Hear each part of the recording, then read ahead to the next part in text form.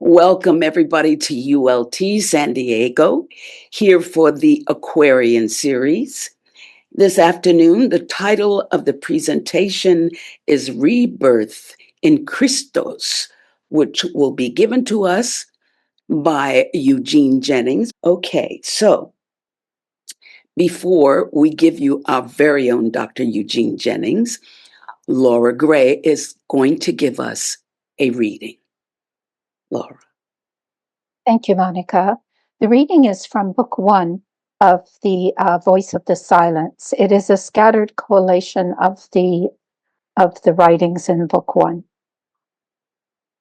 Before the soul can comprehend and may remember, she must unto the silent speaker be united, just as the form to which the clay is modeled is first united with the potter's mind. When to the roaring voice of the great illusion thy soul responds, when frightened at the sight of the hot tears of pain, when deafened by the cries of distress, thy soul withdraws like the shy turtle within the carapace of selfhood. Learn, O disciple, of her silent God, thy soul is an unworthy shrine.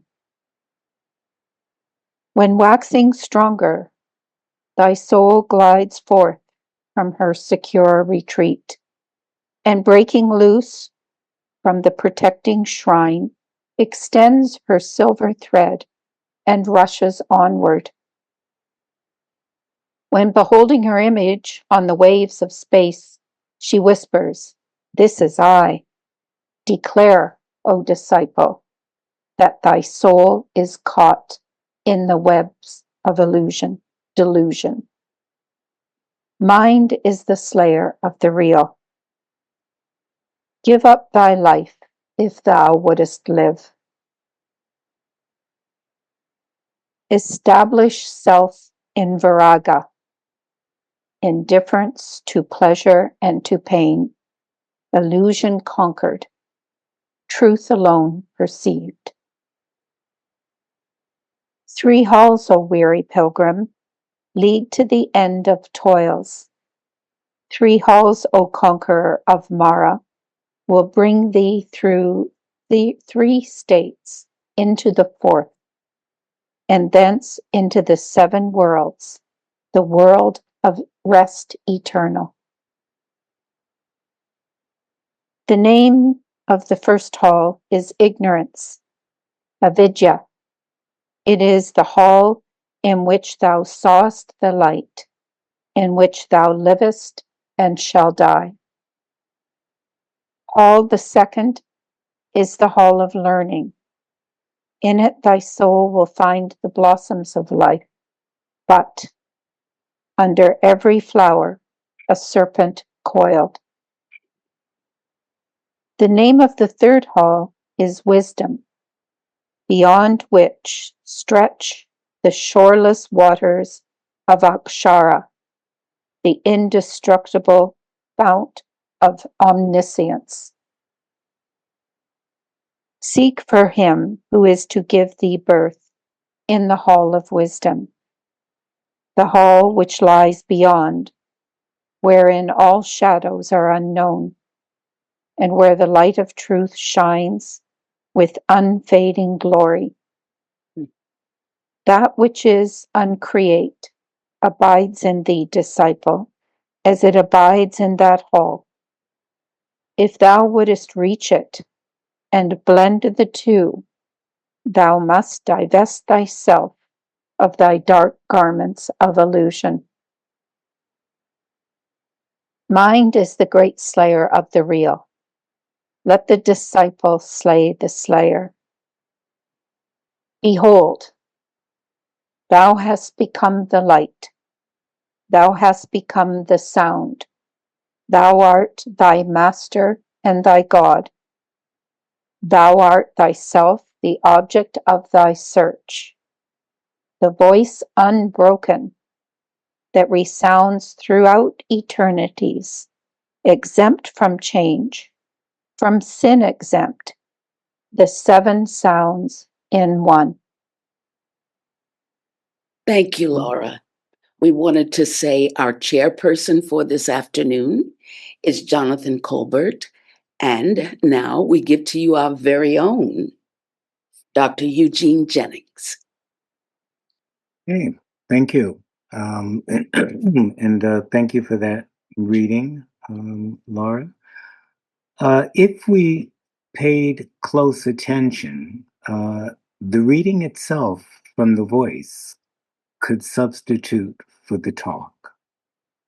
The way the passages were selected gives us a beginning, a middle, and end in regards to what this thing called rebirth in Christos is.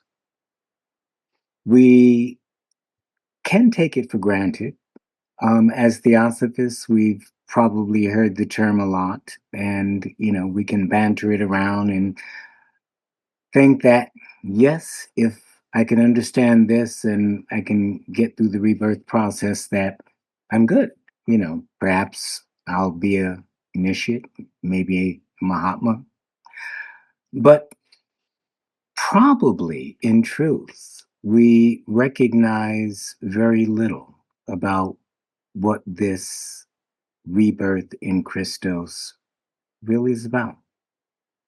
And so tonight we hope to instigate more questions that can help us look deeper into it. Because in order to really give a good idea of what this is about, obviously would take longer than the time we have available. But let's start out by kind of rephrasing the title. The title is Rebirth in Christos. The readings in the almanac are beautiful. But this student thought that perhaps we should really call this title A Theosophical Understanding of Rebirth in Christos. And we say that because the theosophical mode of thinking about this might be a little bit different in some regards. And so if we try to unpack the title, Rebirth in Christos, we have to ask, what is rebirth? What goes through the process of rebirth? What is this thing called Christos? Does it have any tangibility? Does it have any knowability? And let's start with rebirth. To talk about rebirth as a process implies that something must die. And we would ask, what is it that must die? In order to be born again, we can think in terms of, wow, I could have a really bad day and I feel like I died, and then something happened and I see the light. In other words, you can have a change of ideation and you can consider that a rebirth when you awaken to a more enlightened perspective of what's going on, how your life has been unfolding, the problems that you're trying to solve. But obviously, that's not a rebirth in Christos. But it is a rebirth because, in a sense, you've died to an old way of thinking. But dying to an old way of thinking does not get us enlightened. And so we can think of death from the perspective of growth and development. We typically die through the very developmental stages that we go through most of the time. So we die to our infancy and we open up to a whole different world. We die to our youth and enter into adolescence and think that the things that we thought that were so important then are not even valuable in terms of our mind, and we continue to grow and develop. And each of those are, in a sense, a death. And yes, they're a rebirth, but again, they're not a rebirth in this thing called Christos, if we could ever have an idea of what it is. But that's still not what Theosophy would consider a rebirth. We can talk about literal death, i.e., the death of the body, the destruction of the brain, the stopping of the heart, and ask, is there going to be any resurrection of this body in something called Christos? And from a theosophical perspective, the answer would be no. So that's not the kind of death and rebirth that we're looking at. And so, what do we have left? In terms of trying to understand that, we can, in a sense, think of the last 4 talks that were given that lead up to, involve, and are very intimate to this topic tonight. That talk that had to do with noetic principles, the talk that had to do with the sacred dodecahedron, the talk on involution and evolution of some kind of spiritual principle, the talk on chelas and mediums last week. And all of these have to do with development, death, and rebirth, if we really think about it. And so when we talk about rebirth, it's just nice to have a snapshot of a theosophical understanding of what that is in terms of what death might be and what the critical point in the whole process is. And so most of us are familiar with the sevenfold principles: the physical body, the so called astral matrix or model body, the pranic energy or the electricity of life that animates and enlivens things, and the coloring of life that we call passions, desires, those forces that move us, that motivate us, that emote through our being, and we call those emotions of humanity the happiness, the sadness, the grief. And we know that from a theosophical point of view, all of that dissipates, all of that gets destroyed, all of that dissolves. And yet there's that kama manasic principle that is part desires and emotions and part something else. And that something else has to do with thought, with thinking, with consciousness, with intelligibility. And HPB tells us in the Key to Theosophy that that is a power, a force, and a principle independent of any of those other 4 planes, characteristics, substances, principles that we just mentioned that are the recyclable portion of ourselves. Just like we like to recycle garbage, we recycle those principles as the skandhas that we use to embody ourselves. But the mind itself is kind of unique. And we'll get back to that in a moment, because within that mind is the Buddhic principle, which has several characteristics, and the Atmic principle, which we usually talk about as a universal principle. But it's the mind principle that becomes very important here, because that is the thing that has to die. And yet, if we don't do our homework right, it is truly dead. And so, even though it is the thing that is supposed to be rebirthing itself in a Christos something, if we don't do things correctly, it just gets recycled like all of the other garbage and nature of our being. And HPB tells us something interesting about this power of thought, what we might call the incarnating ego, the lower mind, the kama mind, uh, or the fullness of that incarnating principle. She tells us in the Transactions of the Blavatsky Lodge, page 73, occultism teaches that physical man is one, but the thinking man septenary. And that thinking man is that power of thought, that power of intelligibility, the incarnating manas, that in part leans towards, becomes involved in, intimately connected with, attracted to, and confused by those lower four principles. But she says, in its higher nature, it is thinking, acting, feeling, and living on 7 different states of being or planes of consciousness, and that for all these states and planes, the permanent ego, not the false personality, has a distinct set of senses. And so herein we have the pivotal point that we need to at least pay some attention to in regards to what is it that can possibly be reborn with the consciousness that it had before it died.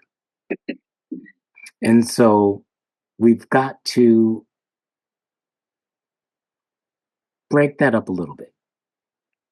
We all know from the theosophical teachings that when the ego incarnates, it just really gets entangled, involved in all of those 4 principles. It becomes so consumed, especially by the physical and the astral, in its nature of intelligence and senses, i.e., consciousness or brain consciousness or psychic consciousness, and the senses that it uses, that it believes that this is all there is. And so there is the personal consciousness that we identify for the most part with the brain, but the teachings tell us that the real consciousness inheres in the heart. But we can come back to that, perhaps in terms of questions, but there is a portion of that that has an influence in the brain. And it is that brain that becomes so enamored of the senses that everything that it touches or smells or hears or tastes from the outside becomes a great preoccupation. If that is the life that we live in total, there is nothing that can be reborn in Christos. And so we've got to acknowledge that for one part of our being, those 3 or 4 lower planes, as HPB tells us, the thinking ego functions on 7, that takes up a good half, if not more, of our conscious awareness and being, etc., and has nothing to do with the path that one has to walk in terms of finding Christos, not to mention awakening within it and being born in that Christos state in degree or permanence. And so let's be relatively clear and say that HPB tells us that if we summarize that 7-fold nature of the personality, those 4 lower portions are going to dissipate, they're going to die. The way that we live, the way that we saturate our senses, the things that we go after, the way that we think, our desires, our passions, our families, even, for the most part, all of that gets recycled. The best portions of that go into that devaconic state, she tells us, after death, and can become impressed within the permanent ego. And so she says there are the comic impressions of the personality, There are the devaconic impressions of that personality that are slightly higher. But then she tells us there are those trans-devaconic impressions based on a totally different kind of living and a totally different kind of life that are possible. And in that possibility lies the potential of awakening in that Christos state. So keep in mind that the typical karma manasic aspect of our being will get reshuffled, will get recycled. That'll become our karma, that'll become our skandhas, that will make up our bodies, etc. From the growth side, that the higher side of our lower personality nature will engage in the devaconic state based on the loves, the aspirations, the semi-elevated, ethical, moral, virtuous tendencies that we have.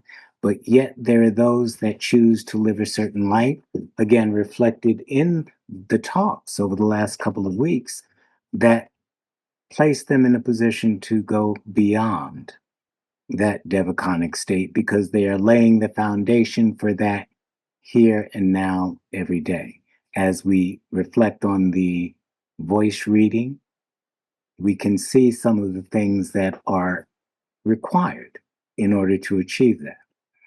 So the portion that we've got to keep in mind is the nature of that higher personality consciousness that is able to move beyond the devachanic state, retaining the full awareness of itself and its nature. That part can be reborn.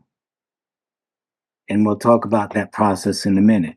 The other thing that we have to look at is, what do we mean by Christos? And that word Christos is kind of a book in and of itself. HPB tells us in Isis and in the Secret Doctrine and in the Key that there are many words that we can use in place of that word Christos. We can talk about the dual monad, the Atma Buddhi. We can talk about the Krishna state. We can talk about the Christos as the Logai, the Logos, the unmanifested Logos. We can talk about that as the angel of our being or the spiritual ego of our being.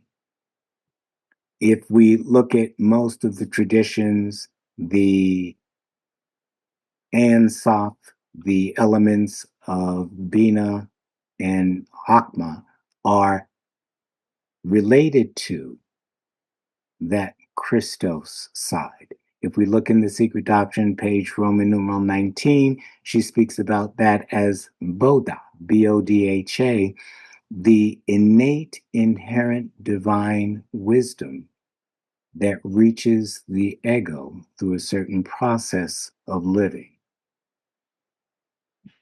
If we look at Ibn Arabi, we can look at his ascent and the journey to the power of the Lord, or the Lord of power, and what that process is, what that transformation is, and what birth into that light is. We can look at the Pistis Sophia, and we can see the involvement in the lower lights and the confusion and the dissipation and the death until there is a turning about, a recognition that those false lights are not the real lights. They are not the true illumination. They are not the right type. What's that state that I'm thinking of? I'm seeing the word, but I can't. Tajasi.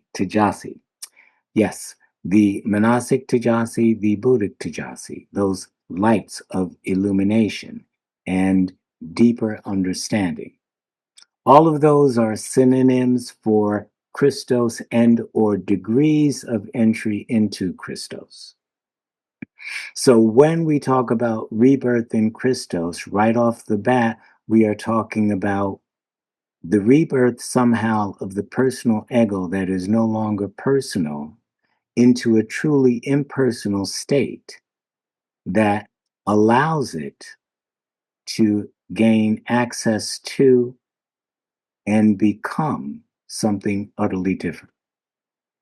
We'll come back to that in a minute, and let's look at the middle part of that. What is the process?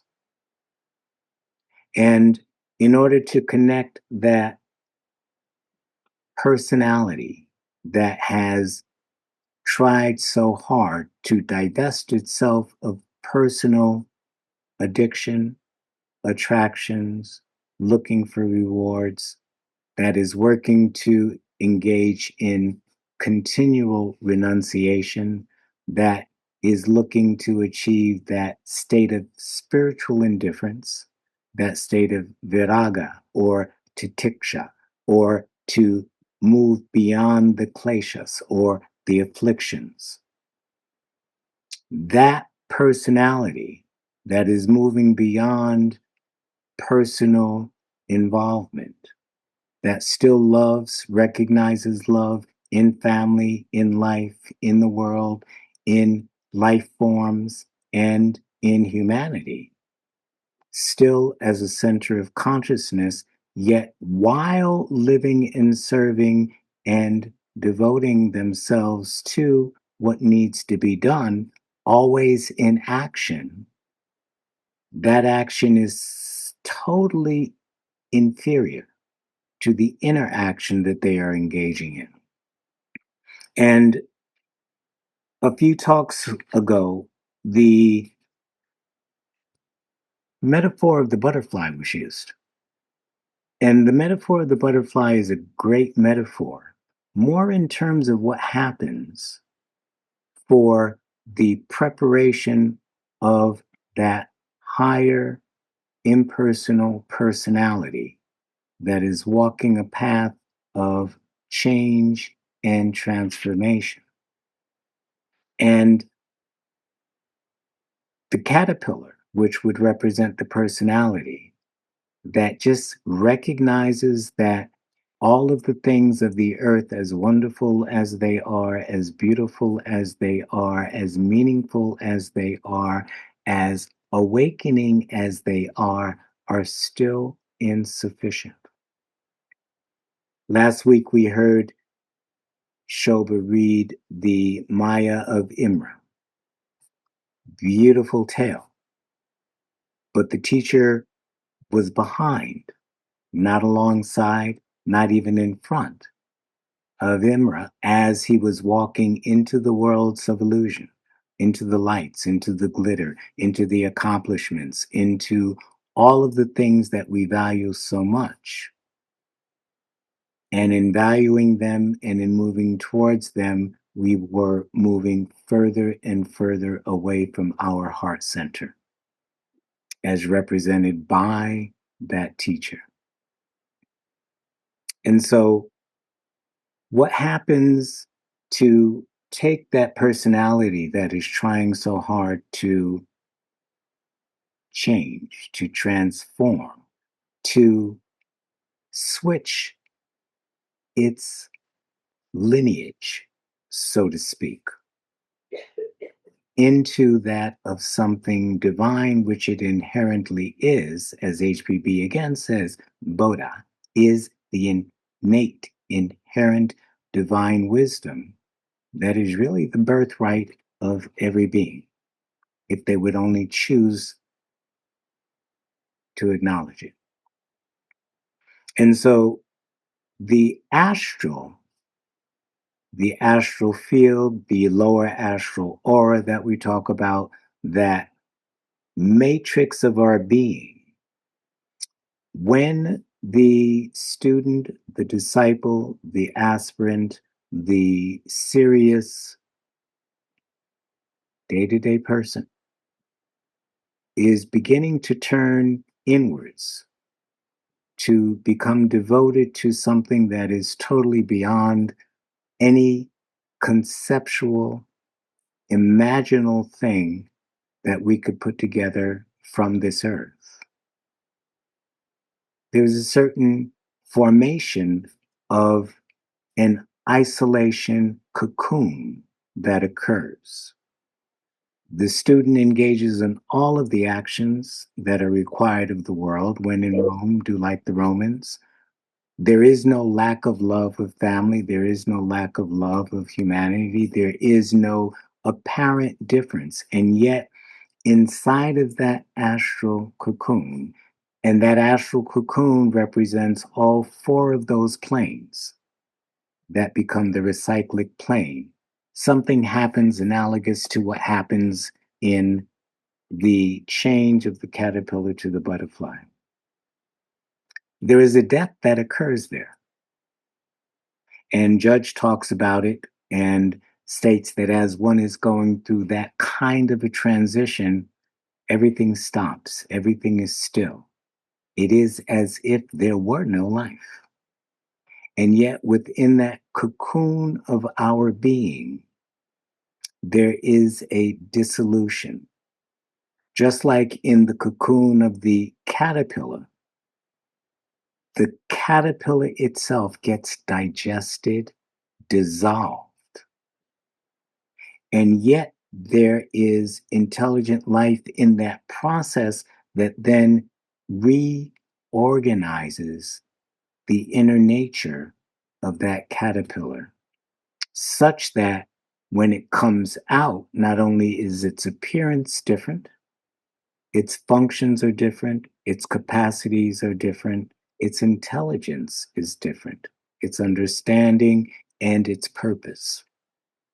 And so, similar to that transition from a caterpillar dissolving, dying, having all of its skandhas, if you will, dissipated, and yet having them reorganized, it comes out the other end, as best described in The Voice of the Silent, as the child state that has now been reborn. It has transitioned those four lower waters. It has reached the other side, and it stands in face-to-face awareness with its, depending on how we want to describe that transition, spiritual ego, higher angel, logos, the Lord of our being. And that becomes a meaningful dialogue. But it has not yet entered fully into the Christos state. To see the light, to communicate with the light, to interact with the light is still not the same as being born in the light. And so, even though there is a face-to-face, even though there is a one-to-one, there is still more change and transition that is going on within the monastic nature of that being, within the ray that incarnated and has now reversed the entire process, not losing any of its awareness, not losing any of its consciousness, not losing any of its being, but actually surpassing its being. Because in its reorganizational state, that astral is no longer the astral, one might say, of a typical human form. And yet, there is still the test. Because if the consciousness, even in those more subtle forms and the subtler experiences, continues to look out, it cannot look in. Those that are familiar with the article, The Elixir of Life in 5 Years of Theosophy, may remember how they describe some of this process, how the atoms exchange and transform and become more subtle, etc. This is what we're saying, but we're actually embracing that concept of neti neti, not this, not this, not this. And so, as the consciousness of that highest, purest personality that is transdevachanic continues to move deeper and deeper into its nature, it begins to enter into the light of its spiritual nature.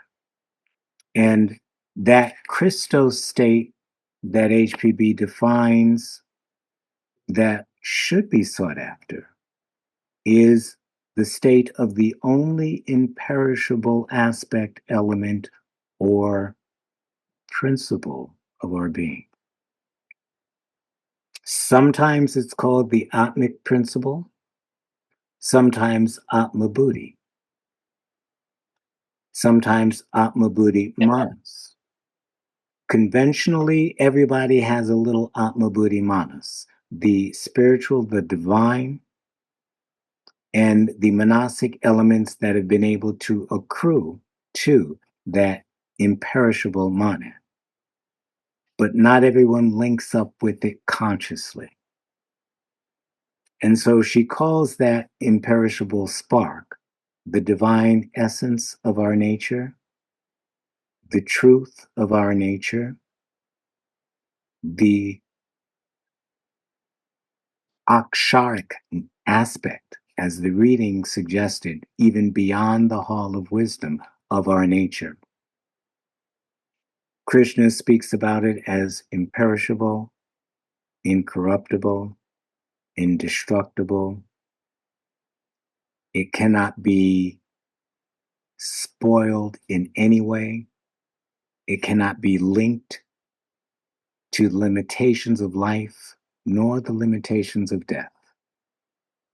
It is beyond talking about either dual or non-dual. In a sense, it is beyond even Parabrahm and Mulapakriti. And we talk about those principles often as being so far gone that we shouldn't even be bothered with them. But HPB lets us know, and let me see if I can find that quote,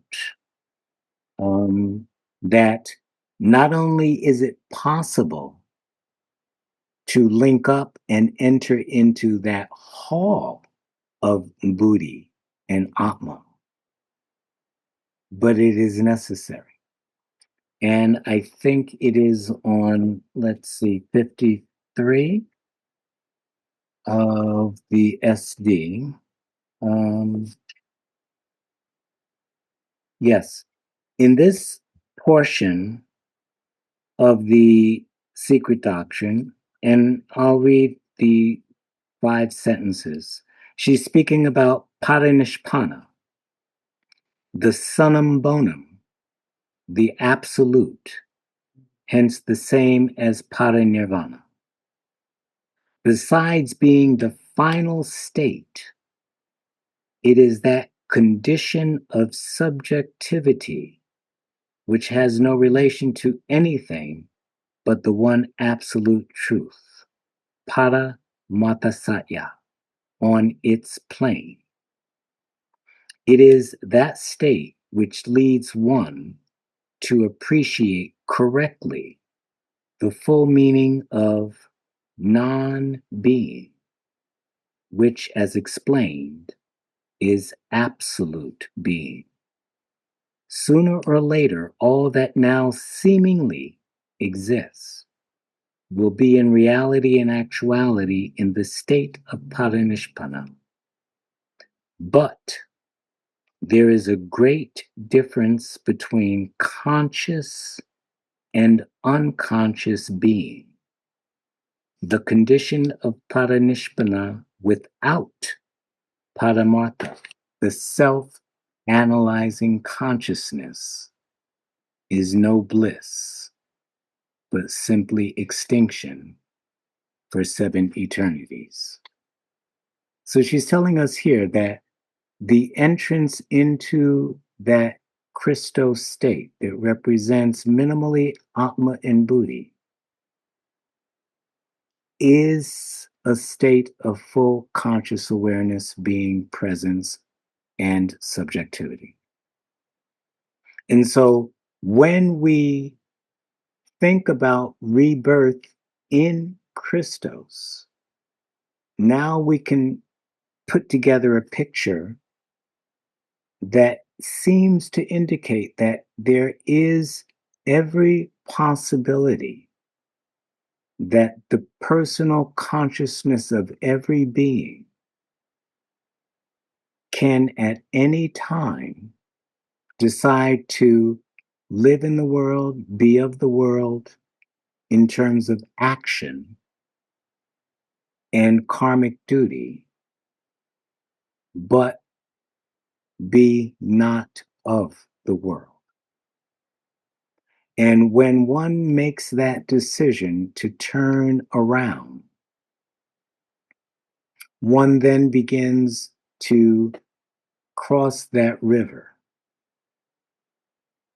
of all of those planes. And again, we can think of page 200 of The Secret Doctrine. Those lower 4 planes is where most of us swim, play, fish, physically, astrally, psychically, etherically, or whatever. And yet none of them have anything to do with the inner triad of our being. And when one begins to live the life that attunes their inner nature because of personal redirection, without giving up any duty on the face of this earth, action in inaction. When they can do that, they can begin to literally attune and resonate with the corridors and halls that exist within that Buddhic Christos state. And therein begin the journey to encounter, understand, assimilate the very wisdoms that we often talk about in theosophical terminology. And Subarao, in one of his articles, gives us a view of what those wisdoms with an S might be.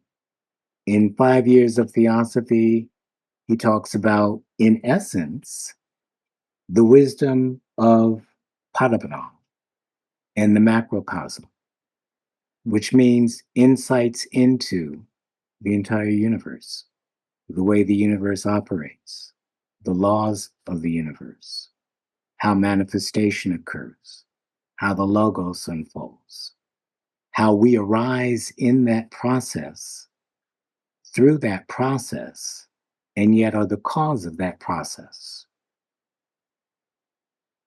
The next set of wisdoms he speaks about as all of those wisdoms of the microcosm, which have to do with the forms that we evolve through, the kingdoms that we use to assimilate, to learn, to the processes of death and dying, and the ways that we die, and what happens subjectively during those states. He says there are the wisdoms of the yogas and the results of those yogas, whether we're talking about Hatha Yoga and its limitations, or Raja Yoga and perhaps its limitations. The risk of the misconceptions, the risk of the misidentifications, and how to eradicate those. He speaks about the wisdoms of the Vedas. He speaks about the wisdoms that are inherent within the very sheaths of our being. He speaks about knowing the wisdoms that are related to the centers of our being, or the chakras of our being, or the grounds that gives rise to those chakras and the consciousness that gives rise to the very grounds that give rise to those chakras that give rise to the astral formations that our physical bodies are made of. There are wisdoms within wisdoms. And for those that were present at the involution evolution talk, and we were using the pictures from Pistis Sophia, where the triangles tip to tip, but through the arisal and the assimilation, there is a conscious awakening.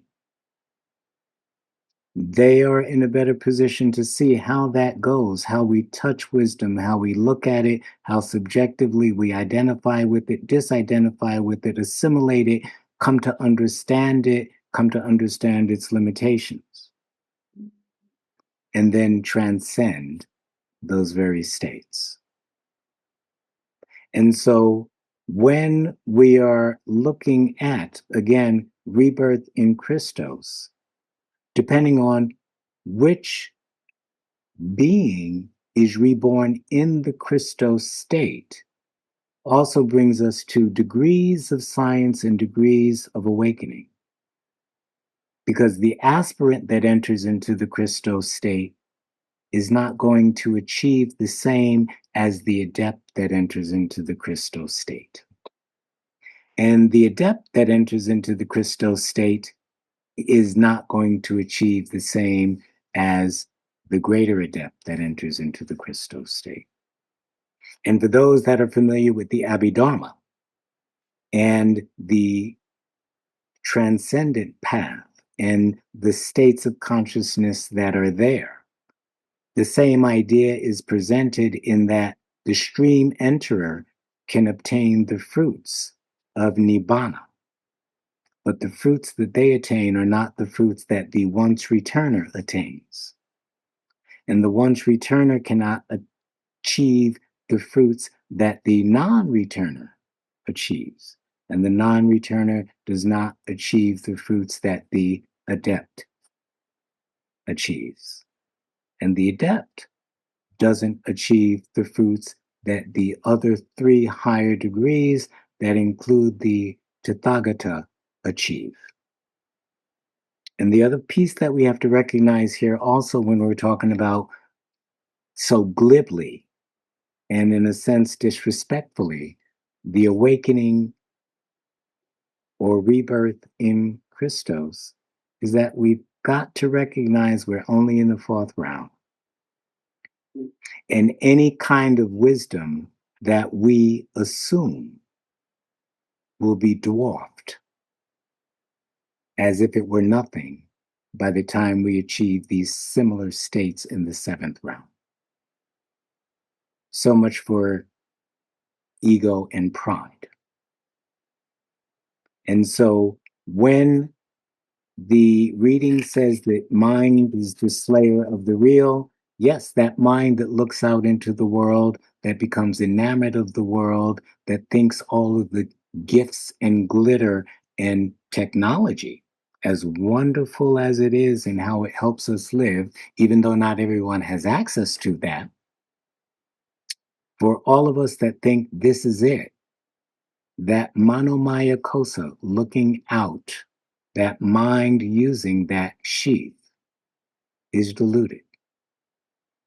And it is incumbent upon that personal mind to so purify itself that it begins to resonate with that Vijnanamaya mind that uses that Vijnanamaya instrument that begins to peer inwardly, not only through the sevenfold substratum and principles of the monastic field, but into that and throughout that of the Buddhic field, which would bring us into the domain of Christos and the multiple wisdoms that it embraces.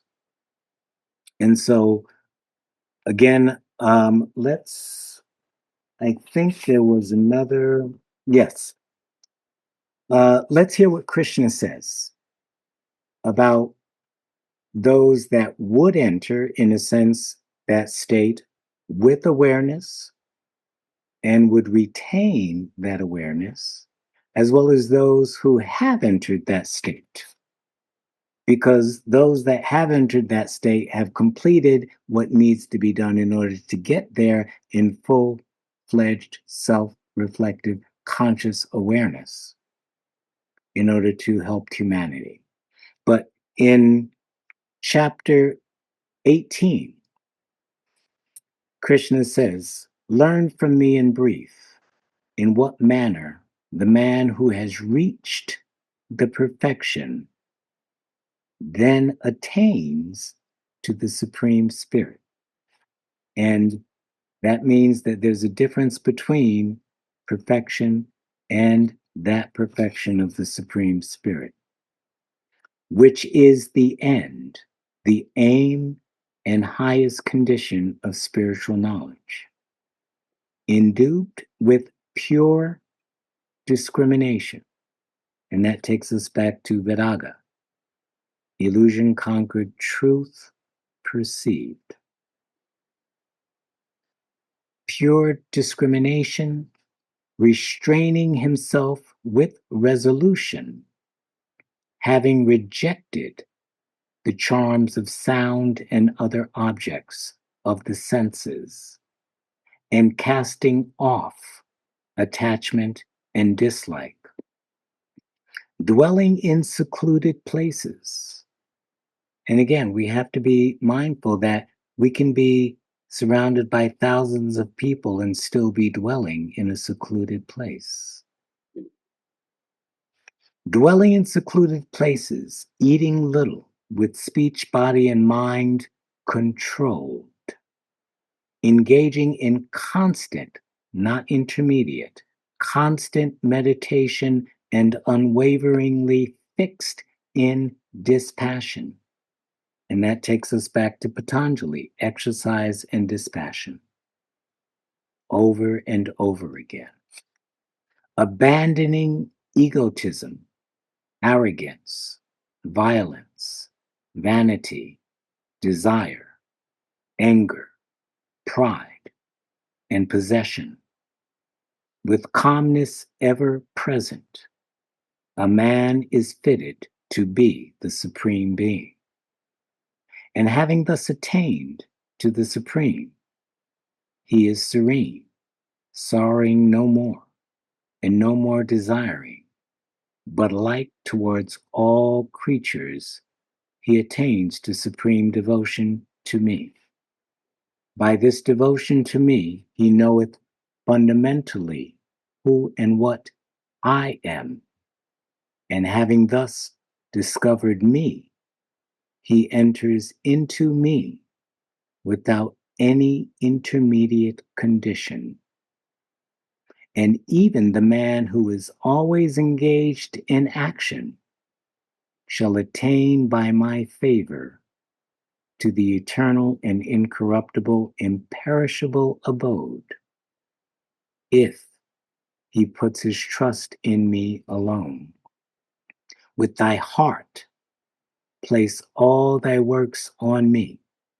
Prefer me to all else. Exercise mental devotion continually, and think constantly of me. By so doing, thou shalt, by my divine favor, surmount every difficulty which surrounded thee.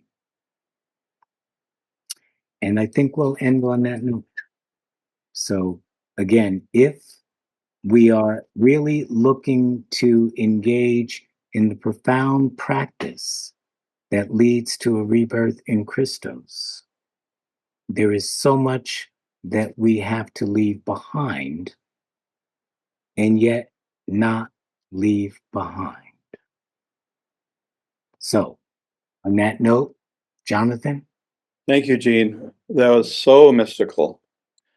It's just really beautiful. And yet it was I thought it was very accessible and very inspiring. So now you're very good at fielding the field here. So I'll just sit down and let you take it from here. Okay, well, thank you. And I see Laura's got her hand up. Four things came together in this regard. And of course, the one is the one where the roaring voice of the great illusion, the soul responds, or the soul glides forth, or the soul retreats. And then you mentioned about that being in the world but not of the world, and then you brought up the crossing of the river. And it seems that this, if we listen to the first part of the process of the voice of the silence, it seems that the crossing of this river is a river, you cross it without moving, without really going anywhere, it seems. And then that is what allows us to be in the world, but not of the world, Right. and wondering about that process. And in that process, you spoke of the adept consciously, the self-analyzing consciousness. And I always found that very perplexing, because what is doing the analyzing, and what is it analyzing? Is it the lower manus? You know, is it the lower manus? Is it always, as long as we're in a body, Mr. Judge says, we run the risk of being deluded. So it seems that this self-analyzing, then, from that perspective of Mr. Judge, would be that we'd be having to constantly keep an eye on the lower manus while we're in a form. Thank you. I mean, again, good summary. The things that we face every day, being in the world but not of the world, and yes, this increasingly deeper subjectivity that allows us to perceive that other objectivity. So again, we typically don't always think when we're talking about the watcher. Again, like the degrees within Buddhi, there are degrees within the watcher.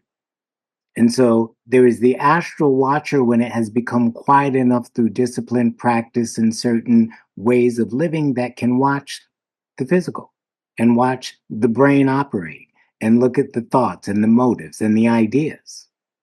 And then there is that watcher behind the astral that looks at the astral instincts and the astral urges and the astral tendencies and the astral biases that are skandically forming the very matter that provides the tendencies in the physical. And then keeping the subjective behind the objective in mind when we reach that ray state. That means all four lower planes, all four lower principles, all four lower minds become objective and observable.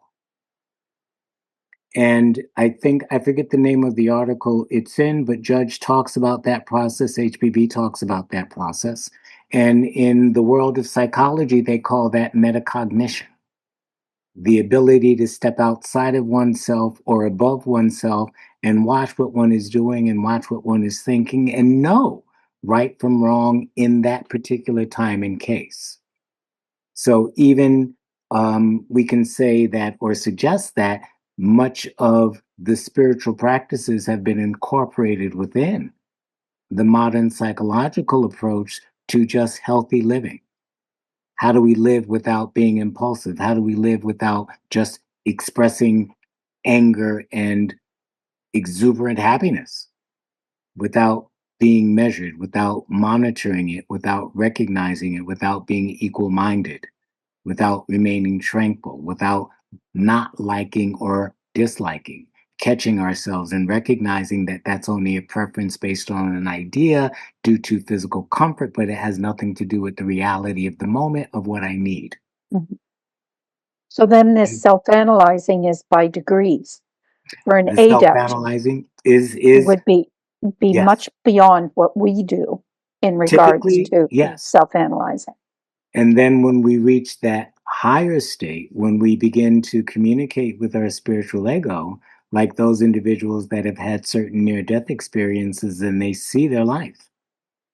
It is not glorified life. It is not a life of pride. It's everything is as it is, and you call it out and you hold yourself accountable. And that is an inspiration to do better. And as long as we're aware of that, we make the mistakes, we try to do better, we keep, as Krishna says, devoted, focused, renouncing, engaged in action, and let the work within the cocoon do its job. Because even when we simply live a good life, the cocoon is doing its job to dissolve the debris and to reorganize our inner nature to be a fitter vehicle. And if I can remember, I will read another quote, one of my favorites from HPB in regards to that. But Judy, your hand is up. Judy, are you with us? Yes. Okay. All right. What it seems to be important when I research this idea for the World Parliament of Religions is that many theosophists mistake the Christos principle for the Buddhi, but it actually is the Atma principle itself, equated with Krishna, as you talked about. Mm-hmm. So even in the exoteric Bible, in Matthew, you have Jesus in the Lord's Prayer playing to a higher aspect within himself and all of us, of course, the Christos. Mm-hmm. But can't we say that what is important, again, looking at the exoteric Bible in Paul's 1 Corinthians 15, he speaks of soma, psyche, pneuma, and it is the pneuma which is going to resurrect. Ultimately, that is the pneumatic essence. Now, can we equate that with the Christos principle, or is that a mistake? Because when he also says the wages of sin is death, he's not talking about the death of the body. That's nothing. He was going to get his head chopped off, and he didn't seem to care very much. It's the death of the soul that the people who are really engaged in drastic behavior that he's trying to save. So would the pneuma and Christos principle be equated in this context? Thank you. And would Numa and Christos be equated? And the best way that I can think of answering that, based on some of the writings of HPB, is to acknowledge what she said in her commentary on Pistis Sophia, that when we are looking at the light appears to be one. When we approach that light and enter into that light, the light is many. And so with Numa and with Christos, again, that's why we spoke about Atma. We mentioned Atma Buddhi and we mentioned Atma Buddhi Manas, because it requires the Manas, the purified mind, that is now beyond the Devachanic state, because Devachan is still personal, to enter into the true aspect of that Buddhic nature. But when we enter into that Buddhic nature, whether it's the Christos that we're talking about or the Logos that we're talking about, we know, for instance, that there are three Logi, one within the other within the other. And so even using the terms as HPB, when she said Christos is Logos, we acknowledge that when we enter into those states, we enter deeper and deeper into greater wisdoms. And depending upon how we want to understand the word pneuma, if it is pure force, then it becomes that pure primary force, as she speaks about in the seven creations, that gives rise to the seven forces that are all spiritual forces. And we can call them atmic, or we can look, and this sounds like heresy, but we can look for the cause of those forces in the causal nature of those forces, which would be the true Christos. And Subarao kind of dances around that idea as well. So once we are approaching the light, when we enter into it, the words become kind of arbitrary, but they all point to something deeper, something more sacred, something more eternal. Until, as Krishna says, we get to the supreme essence, that supreme cause, beyond which we cannot go, and within which all things become truly dissolved. But HBB tells us that the monadic aspect of our Christos being, even when it goes into that state, reemerges from that state intact. So again, there are many ways that we can look at Christos, the degrees of Christos, the sub-principles of Christos, if we will. This becomes very evident for those that have studied Pistis Sophia itself when they talk about the 12 mysteries, the 24 mysteries, the first space of the mystery, the second space of the great mysteries, the ineffable, and the stages of the ineffable or states of the ineffable, and the word that gives rise. So again, all of these are deeper states of wisdom that pertain to different aspects of, for lack of a better way of expressing it, involution and evolution. Helena.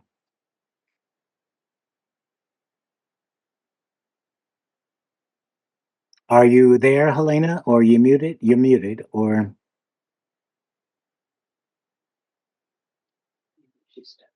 Hi, can you hear me? Oh, now, yes. Okay. Hey, so I was thinking, for me, the Christmas spirit, is delayed, and the some of the things I think slowing it down, have to do with, and that leads to my question, and what you were explaining, um, we're talking about like this a student's path, right? And but the ache in a parent's heart, shall we say, when the process is jammed, let's say, and so for the souls that um, are like for this lifetime almost condemned to not being able, it appears, despite the efforts of the nonstop efforts of their parents, etc., to nurture, and help that development. And I never want to live in Brentwood. I mean, it just, and it's so sad.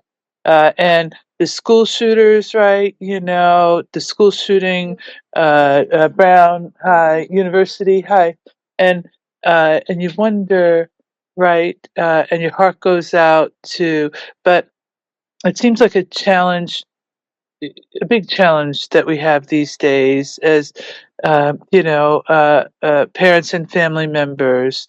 More and more in society, we see this emergence of the addictions with the media, etc., and uh, pulling, these at risk, shall we say, but it seems like, how do you explain what happens to these individuals who it seems like are um, developing the exact opposite of the Taijasi for whatever reason, and how does that get resolved for the family members, who are knocking themselves out, hoping, and throwing spaghetti at the wall, trying to uh, nurture, the soul's development in their beloved, but seem to be fighting a losing battle, which ends up, of course, causing great harm to society and devastating um, loss, a sense of loss and frustration for the families who are trying to, just be good, normal parents. Big question. Don't have an answer for it. But again, there is an answer. And it depends on how we want to look at it. I mean, obviously, the world is a place of suffering. Period. That is the very foundation and fundamental nature of our vehicles, our lives is change, and change when we cling creates pain and suffering. If we were wise enough to, as Frozen said, let it go, there wouldn't be any problem. We would be able to see, understand, assimilate, recognize, and do the best we can. So, on the one hand, in the world, action and inaction, we do the best we can. We help, we share, we don't run away. Because again, like the voice says, when we see all of this, it can be shattering. And the soul wants to shiver, go back inside, run away. But those are not the souls that are ready, which brings us to the other point. The monads that are coming in, if we want to look at it from a philosophical evolutionary point of view, are not all of the same stage, class, state, degree of development, etc. And some of the monads are very, very, very young. And they will be overwhelmed by the matter. And the way that we conceptualize it for ourselves is that if light represents my awareness and darkness represents matter that is overwhelming me, some only have that yin yang point of light. Evolutionarily, they're starting out. They must learn, they must go through these things. They must experience suffering. They must experience pain. Those that are causing it and those that are receiving it. It is a dance. And love must prevail throughout all of that. Otherwise, we generate more karma. So everything is a teaching lesson if we want to look at it philosophically, if we are willing to accept it, if we are able to accept it. When we are spiritual enough to see that the divine in every being is always present, is immortal, is imperishable, and that the information that it acquires that we misinterpret as people, things, and beings is not the way we see it, then we are in a position to, as one of the Sufis said to the other, one Sufi was so upset, somebody was suffering, they were dying, and they looked at the other Sufi and said, "Why are you not disturbed?" And the Sufi basically said, "Because essentially I see the nature of the being and it is fine. There is nothing wrong. Nothing touches the Ishvara." That's another lesson from Patanjali. So again, when in Rome, do like the Romans, help as much as we can, love as much as we can, support as much as we can. Even when it looks like we're overwhelmed, we may as well die fighting. And in that process, we become more wise, more awakened. The path is not easy. Life is not easy. Suffering is not easy. And so, again, it's a balancing act. So, no answer, but philosophically, there information that can help us integrate, understand, appreciate. And one thing that we must acknowledge, sometimes people in the very midst of the greatest terrors are never affected by those terrors. And we have to ask why. And therein brings karma. But if I have enough minutes, Jonathan, we're past time. But you know what this question was very much about is what the next week is going to be about, which is collective karma. So much of what was brought up in Helena's question yes, was reflective of that, and we have a very capable speaker on that. And looking forward to that. Shobha, do you want to have just a last comment? Or did you have Sure, it's quick. I'll try to be quick. I was thinking of my favorite page, Eugene, 40. page 40.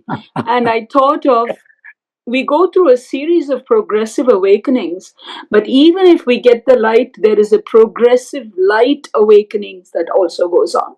This is what I got from your talk.